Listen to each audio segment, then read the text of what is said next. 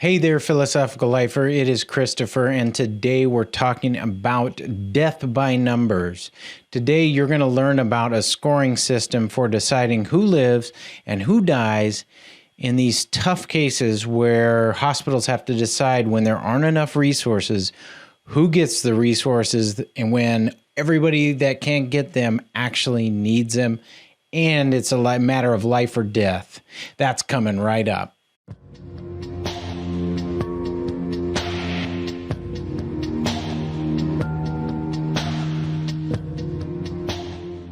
Welcome to the Philosophical Life. If this is your first time here, consider subscribing to the channel. And I just want to say briefly that I understand that this is a tough time.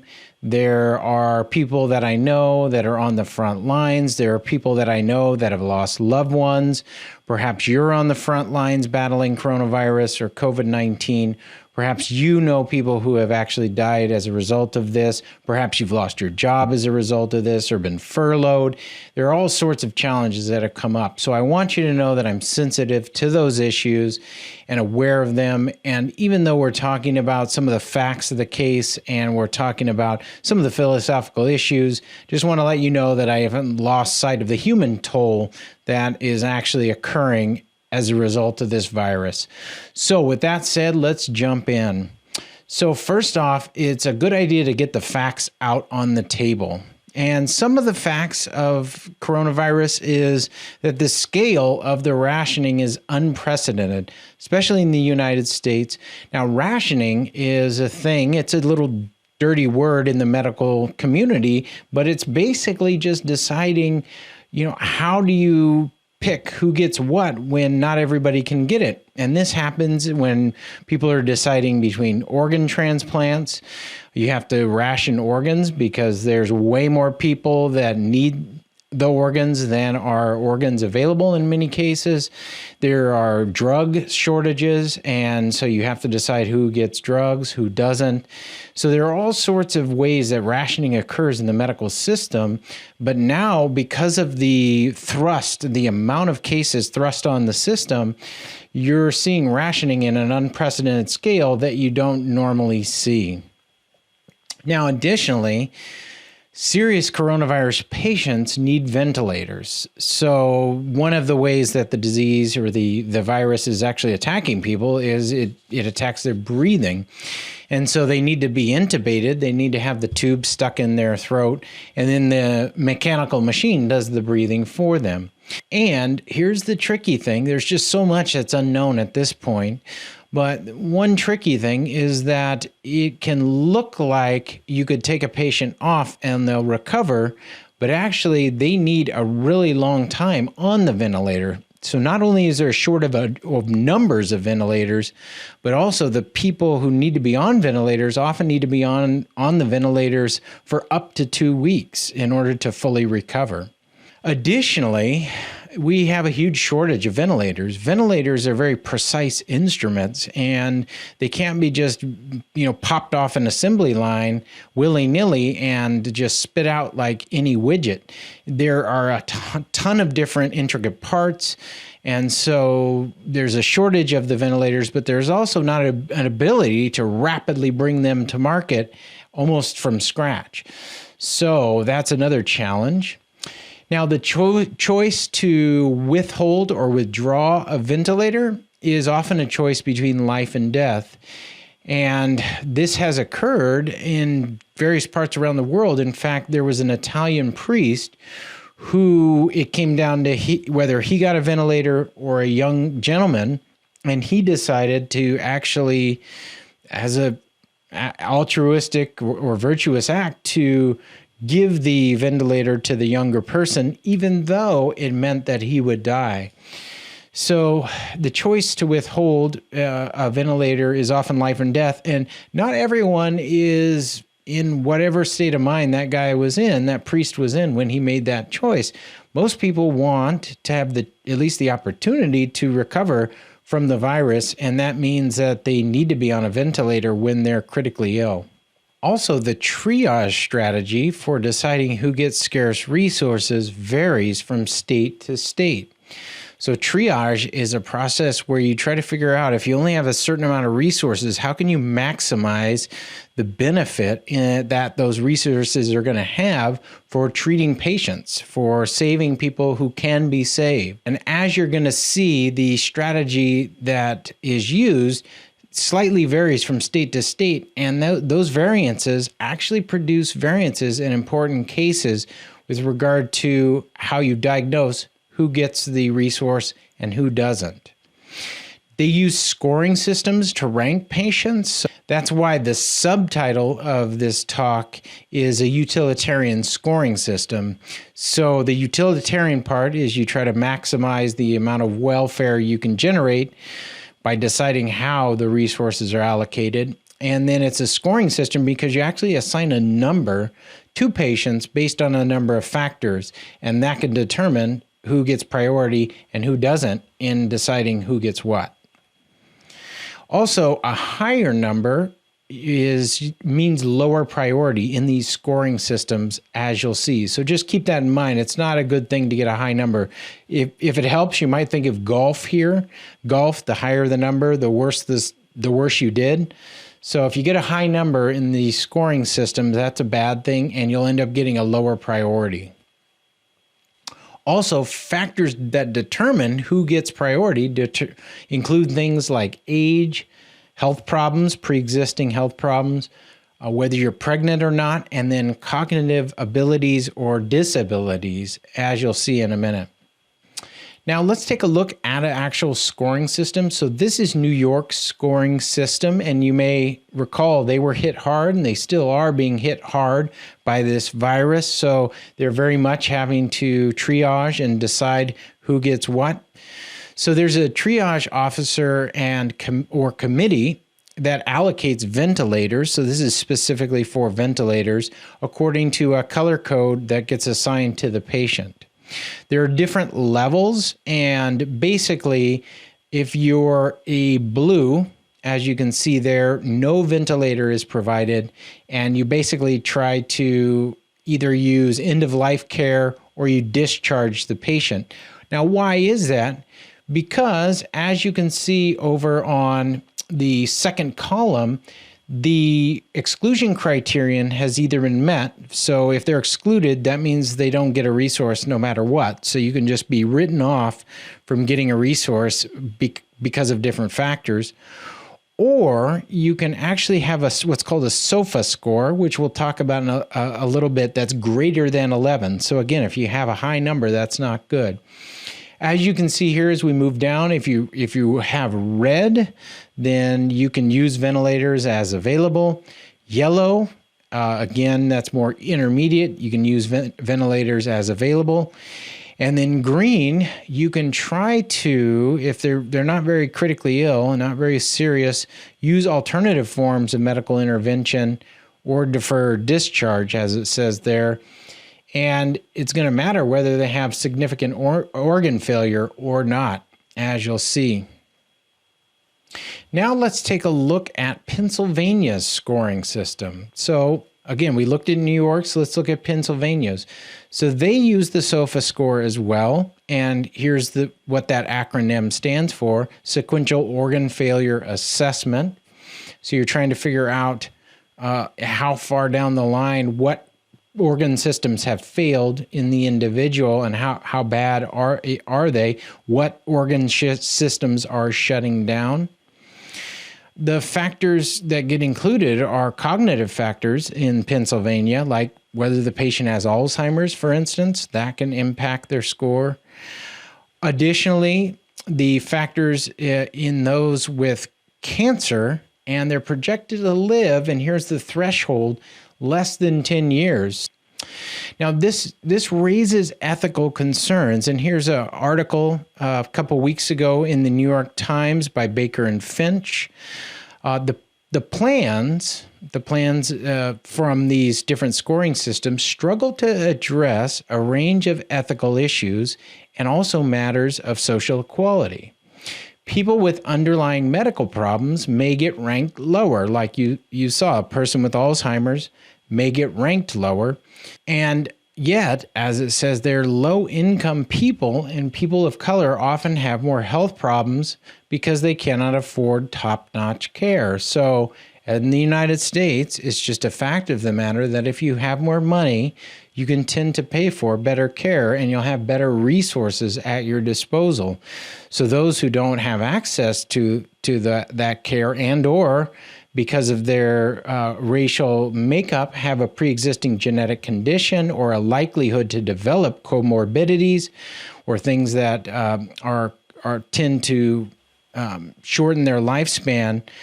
If they get thrown into the scoring system, they'll tend to be ranked lower. And in a way, they're being ranked lower for factors that are outside their control.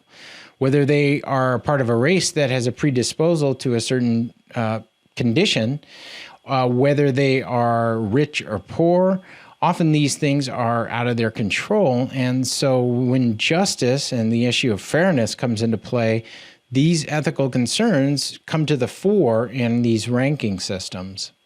Now, one other ranking system that's been hugely influential comes from this paper that was published in 2019, Guide to Statewide Allocation of Scarce Mechanical Ventilation During Disasters. Kind of a long title, but basically this whole team, and I'll just refer to this paper as Bidson et al., I'm not going to list all those people, is essentially the people of Maryland. They polled the people of Maryland, and this went on for a number of years that they did this polling to figure out how would you, as the people of Maryland, like us, to make these life and death decisions, should we, specifically with regard to ventilators, because they spotted there's a critical shortage of ventilators, what happens if a pandemic hits or something, a disaster, then we will need the ventilators, and how will we decide who gets what?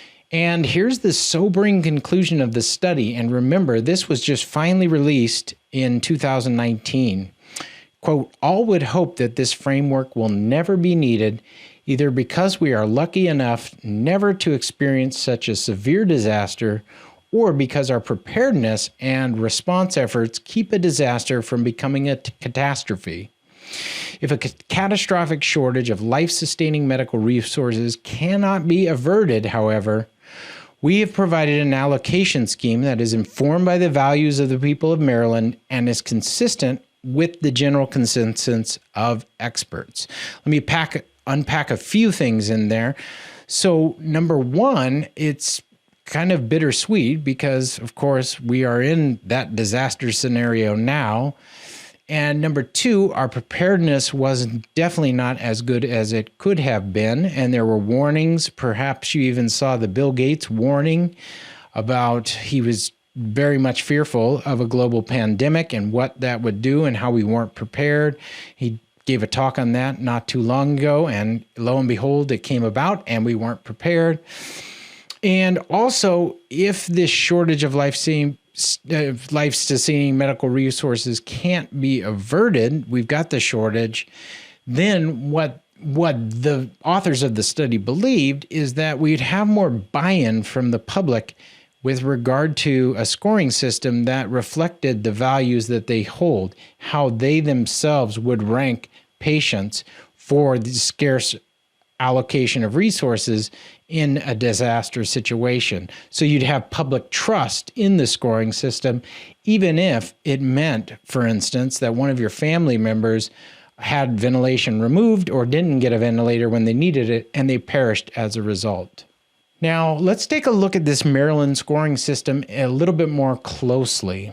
So scores are given for, number one, short-term survival. So the priority goes to the ability for the patient to survive in the short term.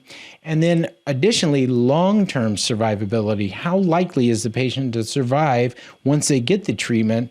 And going forward, how likely are they to survive after that? Now, if two patients are tied in survivability, younger patients are given priority, and there's a range of ages that are boxed together in terms of stages. Younger get priority when there's a tie. 85 and older getting the lowest priority. Now, severe pre-existing conditions with where we mean severe, we mean likely to cause death in under a year, are only used to avoid disadvantaging poor and minority groups. So remember that ethical issue that I raised, or talked about earlier, about pre-existing conditions given certain either economic status or being part of a minority group that's predisposed to a pre-existing condition, for instance. That is largely mitigated in the Maryland scoring system because they only factor in with regard to what they call comorbidities or pre-existing conditions that are getting coupled with other conditions that are likely to produce morbidity, that those are severe, and they're only really factored in when you have like a less than 1 year chance to live. So that would be like extreme aggressive forms of cancer and things like that. Now, here is the scoring system. Basically, you can see that there's prognosis for short-term survival, and they use the SOFA score, and there are different points that are given. You have prognosis for long-term survival, and there only severe comorbid conditions are considered. So remember earlier I talked about life cycle considerations, and that is the age of the patient may come into play, especially in cases where patients are tied. So you prioritize, sort of the principle is you prioritize those who have had the least, and there's actually a typo in the paper, least chance to live through life stages. So you want to give people who are younger a chance to experience some of life stages. Another reason why, for instance, if you look here, the lowest amount of points, 1 point, is given to those who are 0 to 49 years old, is because they assume that either if they're really young, then they need a parent around to actually provide for them and care for them, and they might be a dependent on a parent. And then similar thing holds that if you're in those age that of often what are called childbearing ages, although that can extend much later, then what can often happen is you have a young person who's dependent on you. So the idea there is you prioritize those who have dependents and those who are dependent. Additionally, you can see 50 to 69 is the next age group, and they get 2 points. 70 to 84 get 3 points. And then, as mentioned earlier, 85 and above is you'll get the most amount of points, and that can result in you having the lowest ranking. With some of the details of these scoring systems in mind, now let's actually look at a triage case and see how different state scoring systems can result in different outcomes. So, for instance, here's the first case. We have patient A is a 24-year-old with a SOFA score of 13. So she has significant failure across multiple organ systems, but no pre-existing conditions that would limit life expectancy to less than a year. The person's high SOFA score would give them 3 points overall, for instance. Then the patient B with the 72-year-old with a SOFA score of 10, indicating that he has less severe signs of organ failure, and yet has moderate Alzheimer's disease, but with no pre-existing conditions that would limit life expectancy to less than a year. This patient would end up with an overall score of 2 because the SOFA score is lower. So this is how Maryland would characterize it. Who would get the ventilator in this case? Well, the older person. Why? Because they have a lower SOFA score and they have no pre-existing conditions that would limit life expectancy to less than a year. But they do have moderate Alzheimer's disease. So given that, in the Pennsylvania case, for instance, in the Pennsylvania system, the older person would get more points, and this would result in the ventilator going to the younger person. Now let's take a look at how this works. So case 1 is a case that's very similar to the one I mentioned before. The lowest score would be given to patient B. And so given that the person is 52 years of age, has a SOFA score of 10, no comorbidities, and this younger patient has a high SOFA score with multiple systems shutting down across her body, she's given a higher score, and so patient B would be prioritized. Next, let's go on to case 2, and here you have a case where there's a tie, and that's interesting. So you have the patients with very similar SOFA scores. The first patient that's 20 years of age has a score of 7, and the second that's 39 has a score of 8. So they both don't have comorbid conditions, so they both end up initially with a score of 1. However, then we consider age, and because they're both in the same general life cycle, remember 0 to 49 gets an additional point, they actually both would end up with a 2. And then what happens? Well, basically you would use chance or some really transparent way, like a lottery, would decide who gets the ventilator in this case. Let's look at case 3. So in case 3, you end up with patients initially being given the same score, because even though you have a 45-year-old with a SOFA score of 15 and no severe morbid conditions, you have a 74-year-old with a SOFA score of 7 and a metastatic cancer with death likely in 1 year. So even though they have a lower SOFA score and would be given lower points initially, they get additional points, an additional 3 points actually, because they have metastatic cancer with death likely in a year. So they end up initially with both having a score of 4. And here's the trouble. So patient A, now we go to age.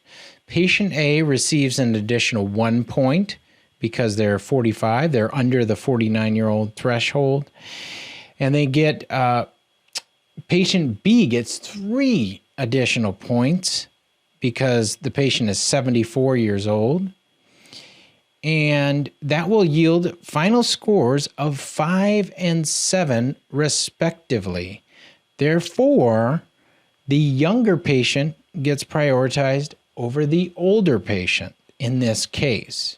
Now, there is what's called an anti-ageist argument. So some people will claim that factoring in age at all is what's called ageism, which is like disadvantaging people because of their age.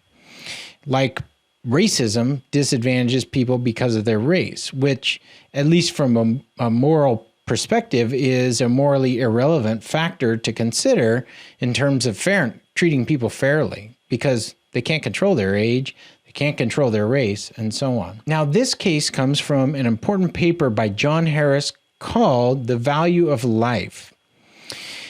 Here's an example of how the anti-ageist argument sort of gets its bite.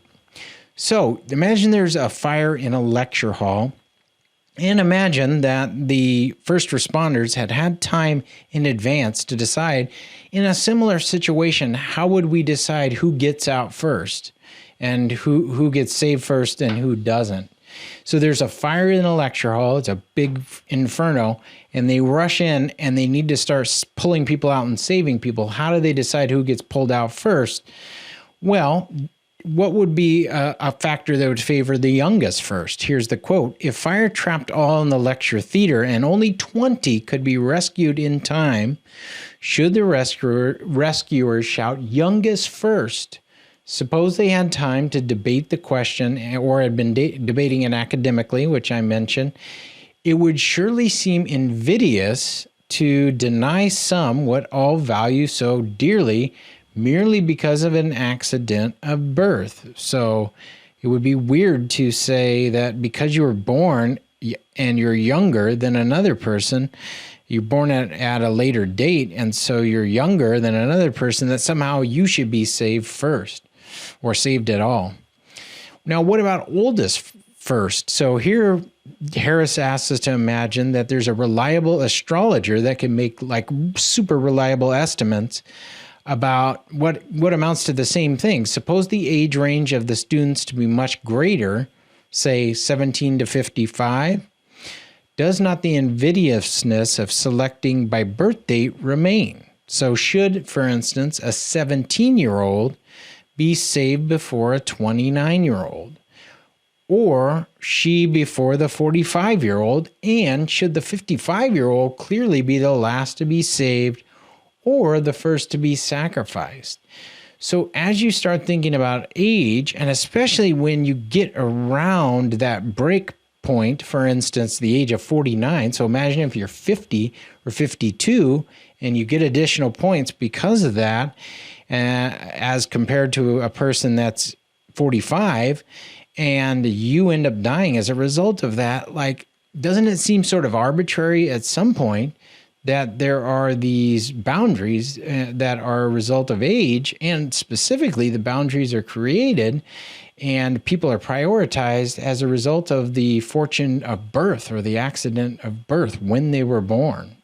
Now, as the anti-ageist argument concludes, even if I know for certain that I have only little space to live, that space, however short, may be very precious to me. In fact, it might even be more precious because that's all the time I have left to live, and just as precious to me on that account as all the time you have left is precious to you, however much those two time spans differ in length. So that where we both want equally strong to go on living, then we each suffer the same injustice when our lives are cut short or are cut further short. So remember, you have terminal cancer, this horrible, you're struck with this horrible disease, and that remaining amount of time you have becomes very precious because it's all you've got. And then you're hit with another tragedy. You get COVID-19, and then because of that, and your age, then you're given the double injustice of actually having to not be worth saving. Now, what do you think about the anti-ageist argument, and how might someone respond to that argument? We're going to look at that next time. The argument is called the fair innings argument. So as always, keep thinking ethically and living wisely, and stay safe and healthy during this time, and keep living the philosophical life.